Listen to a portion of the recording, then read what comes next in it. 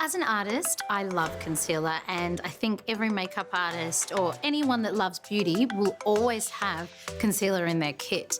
Concealer corrects, so if there's any natural girls out there or there's any full coverage girls out there, concealer's that one universal product that applies to all of you. My experience with using concealer is figure it out as I go along. Do I have a blemish? Do I have purple under my eyes? But whether or not I'm doing it right or choosing a shade that's appropriate for my skin tone, who knows?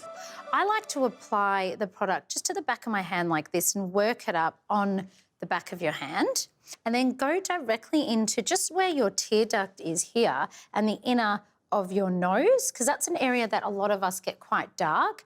And I'm going to apply some like so. People are often scared of using concealer because of the colour. As a rule of thumb, I tend to say go 1.5 shades lighter than your foundation or your bronzer. You want to brighten that area. So what's special about the Revlon Colour Stay 24-Hour Skin Awaken Concealer? There are 4 skin tone shades, which range from light to medium deep. There's also a neutralizer concealer, which is really great for getting rid of any of the dullness or yellow undertone.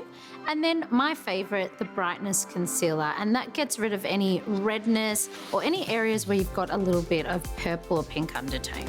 Another thing that I really think separates it from other concealers is the fact that it's got the added skincare benefits, so the vitamin C and the caffeine. If you grab your ring finger and you just lightly press onto that area near the tear duct, the way to the centre of the eye, and just enough pressure that it's not too rough, but it'll work in the concealer really nicely. I'm trying to think what I normally do. I think I would just get my middle fingers and rub it on in.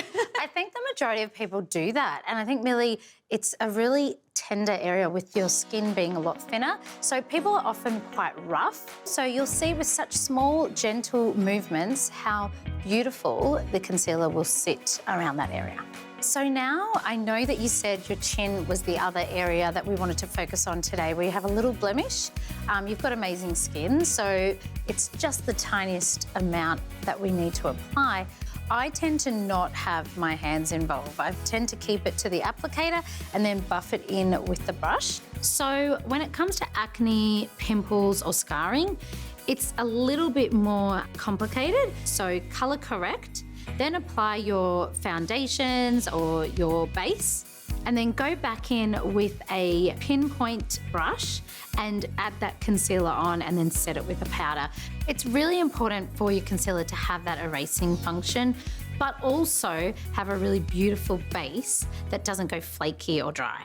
The fact that it's creamy and buildable, and when you're popping on your concealer, it's able to very seamlessly blend into your skin, and whilst doing that, really nourishing and moisturising that area. So something that has always stuck with me, and I was taught early in my career, is give a woman an even beautiful skin tone and she will feel instantly confident. And I swear by that myself. I've learned a lot from you today, and I think I'm going to change up my whole concealer routine now. Your concealer game will be strong. Absolutely. I won't be laying it on as thick as perhaps I used to be doing it. For anyone who avoids concealer, you need to get it. It will change your life. Sorry, but I have to.